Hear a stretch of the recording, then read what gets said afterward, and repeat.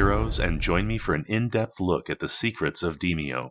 In this episode, we play around with the reality-altering magic known as modding. I'll start with a couple of warnings. First, I'm not a master modder, so you're only getting here what I've learned over a year of modding. Wait till you see. It's awful.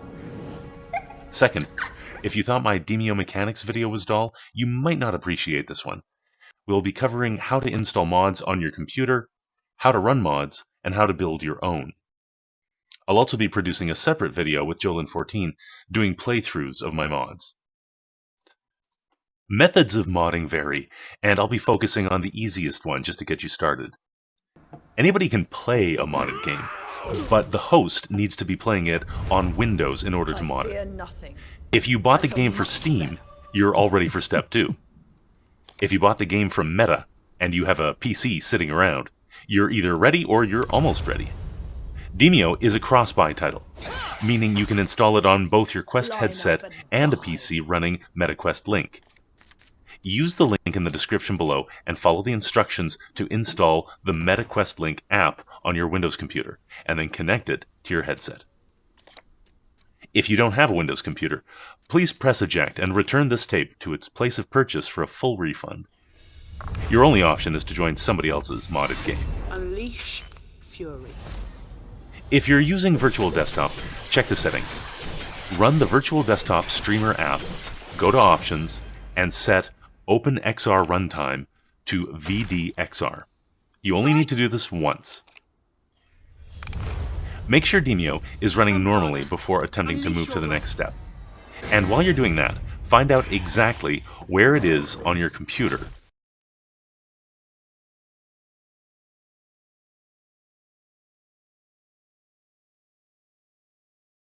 In order to use any Demeo mods, you must be running a Modloader called Behaviour version 5. I'm using version 5.4.23. Follow the Step 2 link in the description and scroll down to Assets. You'll see there are options for different system architectures. If you don't know yours, you can easily find out by running the program System Information and looking at the system type. Download the right version and extract it to your game folder. That's the same folder where the executable is, demeo.exe. What you don't want is to extract into a subfolder with the same name as the downloaded zip file. When you're done, you should see a new folder called BepInEx in the same place as demeo.exe. If you open the folder, you'll see a single subfolder inside, Core. You'll need to configure BepInEx by running Demeo one time. You can close it as soon as it starts. You don't even have to put on the headset. And when you look inside the BepInEx folder again, you should see the full structure. If it's not there, double-check your system architecture and retry Step 2. If you play in both VR and flat screen, you'll need to do this for each one. The actual mods are going to come from the same website as before, link in the description.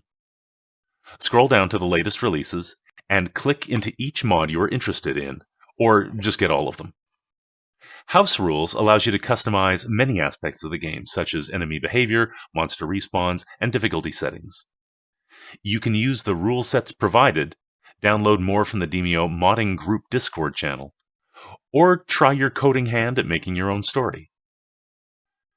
The House Rules mod is a zip file, which extracts in your Demeo game directory just like before. It's going to overwrite some of the files from BepInEx, and the creators have done some great work making this process as simple as possible. The other mods are DLL files. You're going to get some security warnings when you download, so you'll have to dismiss those.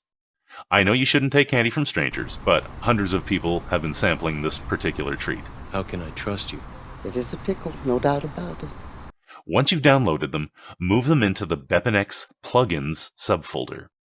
If you've installed House Rules, you should already have 3 DLL files in there. You have the option to install these mods. Advanced Stats displays extra information about heroes when picking them up. Free Camera lets players on flat screen vertically tilt their cameras. Highlighter shows all squares that would be in a character's line of sight when holding the piece over a particular square. Room Finder lists all public games currently in progress, showing their book, level, and number of players, and letting you join at the press of a button. Skip Intro skips the intro loading screen and takes you straight to the main menu. You still get some quality time with a black screen while it loads, though. Finally, Demeo Revolutions is an enhanced version of the House Rules mods, and comes with advanced stats, room code, room finder, and skip intro included in one convenient package. On top of tweaking a lot of the rules, it offers a progression system that lets you level up your heroes. The Revolutions mod is a zip file, link in the description below, which will extract in your game folder like the others. That's about it. The next time you run Demeo, you should notice the effects immediately. Let's take a look at the rule sets that come with House Rules, and some of the rules they add to the game. These are ready to play, and some are quite popular with the online community, while others are for single player only. Hardcore is the simplest rule set with only one rule. Piece downed count adjusted is set to 0 for all heroes, meaning you don't get downed, you're immediately terminated. Naked Run adds Start Cards Modified to let you control the starting hand, and Level Properties Modified adjusts what points of interest and gold piles are found on each level. No Surprises is 2 rules to reduce the number of monsters jumping out at you. Enemy Respawn Disabled and Enemy Door Opening Disabled. Better Sorcerer is 2 rules to soup up electrical attacks. Ability Action Cost Adjusted controls whether the card uses 1 or 0 action points. And Party Damage Overridden means no more friendly fire from lightning attacks. Okay, that's nice. 3x3 Potions and Buffs uses Ability AoE Adjusted to change the area of effect from 1 square to a 3x3 area. And Regain Ability if maxed out Overridden to still use up the potion even if someone in the group is already at max. Hoarders uses Card Energy from Attack Multiplied and Card Energy from Recycling Multiplied to adjust how much mana heroes receive on certain actions, and Card Limit Modified increases your hand size. Quicken the Dead uses the same rule as Hoarders, but reduces your hand size by 2 cards, while making the mana bar generate cards more frequently. Potion Commotion uses Card Addition Overridden to change all of the cards you will get from filling up the mana bar into potions.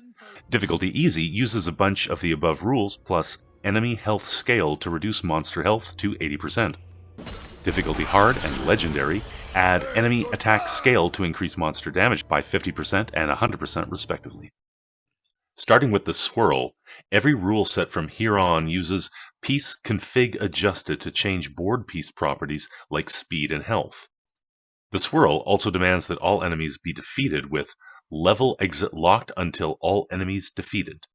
Hunter's Paradise changes the way Hunter's Mark operates with Status Effect Config, and adds a fun little rule called Pets Focus Hunter's Mark, which makes your summons go after marked enemies first.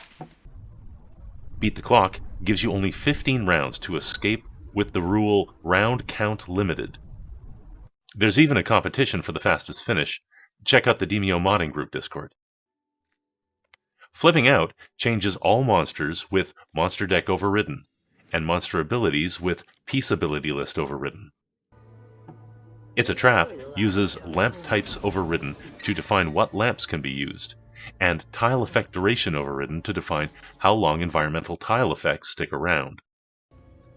Lucky Dip introduces Ability Damage Overridden to adjust attack damages, and Piece Immunity List Adjusted to alter monster and hero immunities.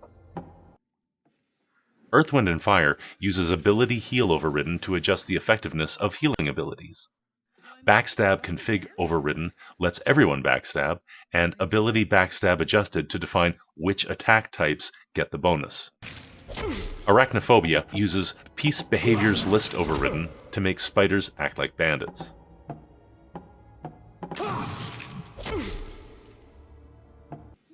Demeo Reloaded is easily the biggest House Rules mod. It attempts to use every mod it can, so we see most of what I've already mentioned, plus level sequence overridden to specify which maps to use from any book, and spawn category overridden, an alternative way of populating monster spawns. Finally, the none rule set returns your game to normal by simply containing no rules. You can find a full list of the rules and configurations used by House Rules on GitHub, the same place you downloaded the mod. House Rules let you load your own rule sets. Rule sets are JSON files, which list a series of rules to import. Each rule is a modification of the normal game. You can edit a JSON file in a text editor like Notepad. The order of the rules is not important, but if you aren't familiar with coding, you're going to want to pay careful attention to matching up the opening and closing parentheses. Also watch those commas. I must have put a decimal point in the wrong place or something. Shit, I always do that. I always mess up some mundane detail. Let's take a look at where these files live. Your rule sets will be located here in the House Rules folder. The built-in mods are in a subfolder called Example Rule Sets, and you can look through these or copy them as a basis for your own rule sets. And one more thing, you'll want to keep an eye on the BepInEx log, since every change you make has the potential to break the rule set, stopping it from appearing in the game. I find if one of them's gone missing, I search this log for a not found, and that usually shows me which rule is causing the problem. What will the monsters do next? As you start making your own rule sets, take some advice. Keep your rule set small and focused. Don't keep adding to one rule set. Develop each piece separately, and then when you have them working, bring them together. It's a lot easier to troubleshoot. If a level won't load, focus on specific things for that level, like the level that you're using, the monsters on that level, and the level properties. Once I had a cave troll on level 3, but I incorrectly spelt it with a capital T, so half the time, whenever the cave troll was in use, the level just wouldn't load. Use comments to leave yourself notes, or temporarily remove a line of code that you want to test. An astral strike to clear a path. When you get a rule set stable into your liking, or you've made a breakthrough, make a copy before tweaking anything further. Keep the copy stored someplace away from the game folder, otherwise you won't know which copy you're playing. Just changing the file extension from JSON to something else won't work. If you get frustrated, you can always go back to an earlier copy. Let's first look at changing board pieces, the figurines you see on the game board. Every monster, hero, and emplacement is a board piece. Their appearance can't be modified, but everything else about them can be. If you want a killer healing fountain chasing players around, that's doable. Anything you change applies to every one of those pieces in the game, so you couldn't make one homicidal font and the rest of them normal. Most of what you can change falls into 5 categories. Properties includes all of the numbers for a piece. Properties are modified using the piece config adjusted rule. Start health is the health points for a 4-player game. Start armor is the armor points, not affected by number of players, and monsters can't replenish these. Bark armor is the stuff used by root creepers and root lord. It scales with the number of players, so if you state 2 and you're only seeing 1 in testing, it's fine. Alive for rounds is the self-destruct, like elementals and magic walls use. Vision range is the maximum distance to use ranged attacks or even just see a target. Action points is the number of AP, usually 1, 2, or 3. Move range is the distance traveled with 1 action. Attack damage is the default damage done with attack abilities. This doesn't always jive with reality, like how a reptilian archer has an attack of 4, but doesn't have any abilities to use this number, so it ends up just doing 1 point of damage with a leap or barrage. Then we also have a bunch that are expressed as a decimal multiplier. Acid slime trail chance, water trail chance, chance of death panic, there's chance of fire panic too, but I haven't gotten that one working. Berserk below health indicates what percentage of the maximum hit points before something goes berserk. It doesn't seem to work for all pieces. There are a lot of interesting options here, but many of them no longer work. If you find an error log about converting to a double, that might be an indication that the property is no longer valid. I haven't had any luck changing properties of type string, which are text like a name, or type Boolean, which are true-false, like can open door. Piece type is a label you can place on a board piece that causes specific events to have different results. It doesn't do anything on its own. It's probably best to explain it with a few examples. Piece type canine, used by elven hounds and Veroshka, causes a bone to make them friendly. Piece type small slime and giant slime causes a bottle of lye to destroy them. Small slime can also be the target of slime fusion. Some behaviors include their own abilities, so you don't have to specify them. I don't have a full list, but I have some examples. Slime fusion, which I mentioned, doesn't have an ability. Those slimelings can still combine with no abilities at all, just the behavior. Root Lord behavior gives a free replenish bark armor each turn. And Snake Boss behavior uses Snake Boss long range or Snake Boss short range as appropriate, even if you gave it no abilities. You can stop these by removing the behavior using piece type list overridden, though this can have some unintended effects. All monsters need type creature, or they won't act or be directly targetable. Prop is similar to creature, but it hides its properties and abilities and makes it a non-combatant. All heroes need a big list of types. If type player is missing, the hero won't be usable. If type creature is missing, the hero won't take any damage, and some actions will cause the game to hang. If type downable is missing, the hero will immediately die the first time they're down. If type update fog of war is missing, the hero won't be able to see. If type preserve between levels is missing, the hero won't be there at the start of the next level. You are reminded of your quest. And I'm still missing something, because my modded heroes can't give each other potions, even though they can drink them themselves. For stability, it's best not to mess with heroes at all. Doors, chests, and other points of interest don't operate the same as other board pieces. Mess with these at your own peril. Hello. Hello there. Beggar and other similar types gives the piece voice lines. NPC gives the yellow POI pin and interact button, but don't expect it to do anything. It also replaces a player's attack action with an interaction, so it makes any NPC piece hard to kill. Corruption is healed by fire, but vulnerable to water.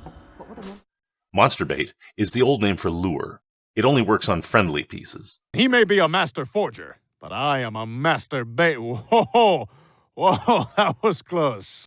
Magic Wall shrouds the piece's space in the fog of war and blocks line of sight. It cannot be seen or targeted.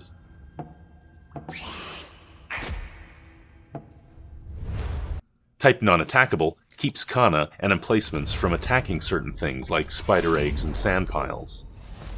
Exploding Lamp and Mini Barricade are similar, but they remain targetable for certain ranged attacks and melee attacks, respectively. Master's Call cannot direct Kana to attack something with type Exploding Lamp. Non-grabbable means you can't pick up the piece to inspect it, like with a tornado, guiding light, and portal. Its opposite is grabbable interactable. Boss makes the piece immune to coin flip and other cheap shots. It's also used to indicate the recipient of Boss Berserk on death. And the rest either have good descriptions or I can't figure out a use for them. The big problem with overriding a piece's type, and this applies to behaviors and abilities too, is that you start with a blank slate. All of the default selections are removed, and you need to replace everything it normally has. There isn't a master list to tell you what this should be, so borrow from others and test your mods thoroughly. Behavior is what monsters use to replace a human player's decision-making abilities. This is how you instill your monster with desires, which you can modify with piece behaviors list overridden.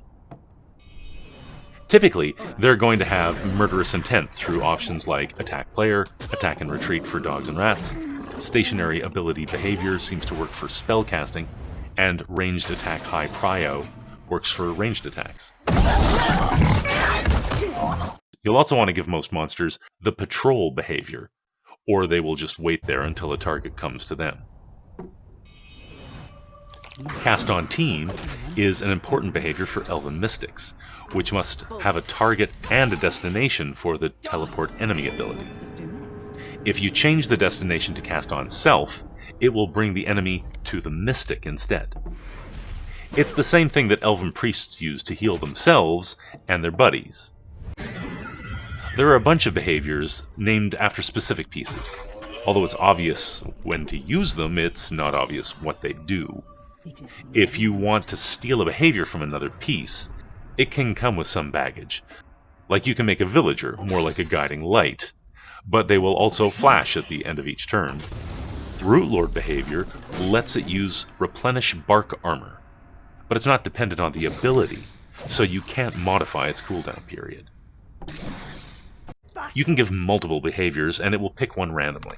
For example, putting Spawn Peace and Spawn Build-Up on a rat nest will cause it to produce rats immediately half the time, and in 3 turns the other half of the time. Some behaviors work on their own, but most require a matching ability. Murderous Intent on its own gives you the Elven Mystic, who walks up to a hero and stands there.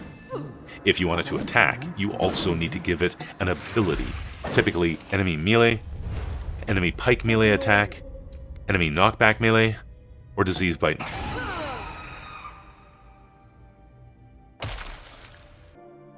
You can assign these to monsters with the Piece Ability List Overridden rule. Monsters don't use player abilities, which are the cards.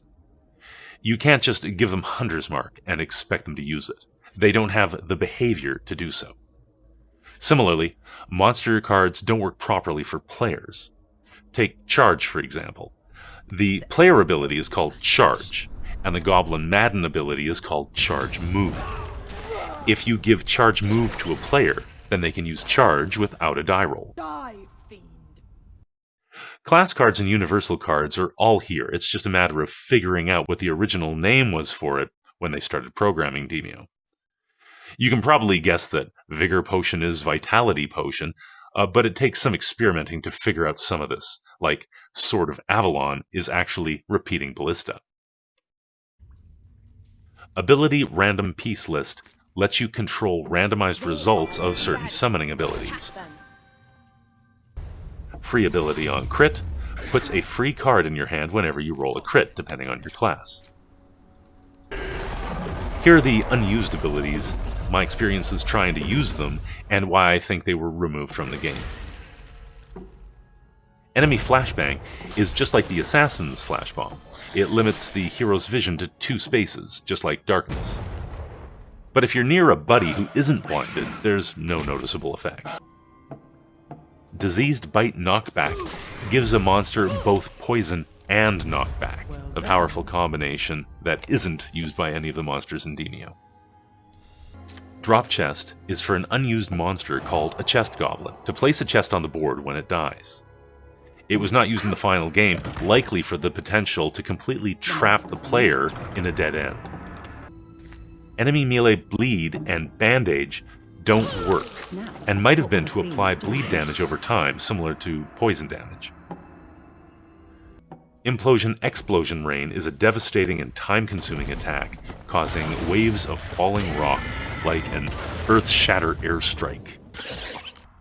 Snake Boss Meteor Rain, called Rain of Ends, blasts everything on the board with epic damage. I think it was removed from the game because it's just a cheap game over.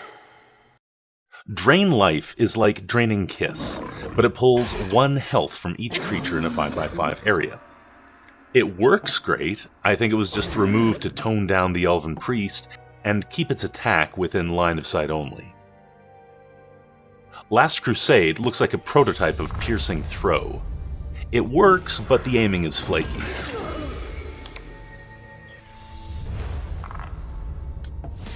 Net immobilizes victims for 3 turns, like a super web bomb.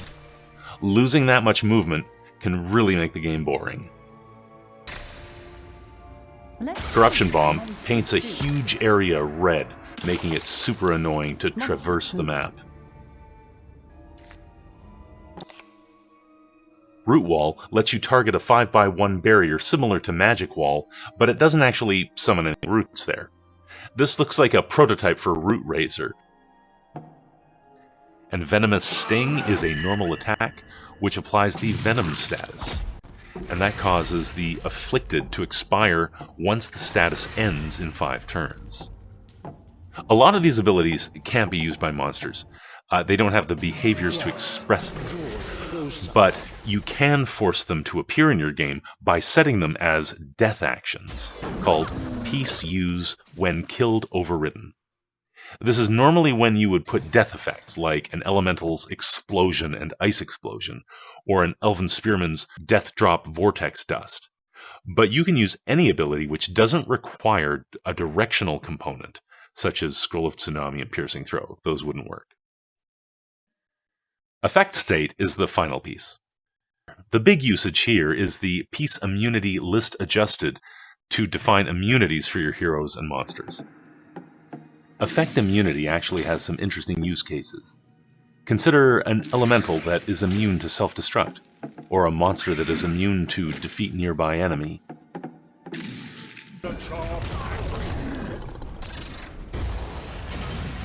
How about a warlock immediately recovering her Astacat by being immune to respawn counter? Status Effect Config lets you tweak how effects work. Imagine the Assassin's Stealth lasting 10 turns, or the Bard's Courage Shanty dropping back to the previous level instead of ending abruptly. Strike. Apply Effect on Hit Adjusted lets you put a status effect on an attacker when they hit a certain piece. But this applies to any damaging attack, not just melee attacks, so it can turn out a little weird. Here are some unused pieces that you might want to include in your mod. First, we have the duplicates with 3D assets. All of these seem to be exact duplicates of other pieces in the game, but they're separate, they're different, and you can configure them with different properties and abilities and behaviors, etc. Some others with completed 3D models were removed from the game. Don't expect them to be perfect, but they still look pretty good. Finally, there are a few pieces with unused 2D assets. These were abandoned early on in development and don't really have a lot there. Still, you can use them to create something unique. And there's some completely broken things. They've all caused my games to crash. Besides board piece modifications, you can also get these rules to customize your levels. Level Sequence Overridden allows you to specify which map to use for all levels. Monster Deck Overridden and Spawn Category Overridden are 2 ways of customizing the monsters that you find. Be sure to give the deck enough monsters to select from, otherwise you can hang your game. By setting a monster to value 0, the level will produce an unlimited number of them, and you'll never run out. You're braver than you think. All levels, except the end boss level, are split into an entrance deck, which populates the initial monsters and the early spawns in the dungeon, and an exit deck, which kicks in after a few turns and populates the later spawns half the time. All of the monsters placed together will come from the same deck. You can see how monsters are distributed by using monsters that are always visible. Here we use Proximity Mines for the entrance deck and Ralma for the exit deck. You'll notice there are a lot of these pieces after a while. The game is trying to fill the board with enough of a challenge so it doesn't get boring. These pieces have a power index of 5, meaning the game thinks they're very weak. By setting their power index to 50, we can get their numbers under control. If you need help installing, running, or writing mods, join the Demeo modding group in Discord. A link is in the description. Well, that was our very quick look at modding. I hope you enjoyed it and got something out of it. It's certainly given me something to do while waiting for Battlemarked. This has been my Why. I'll see you in Hellmar.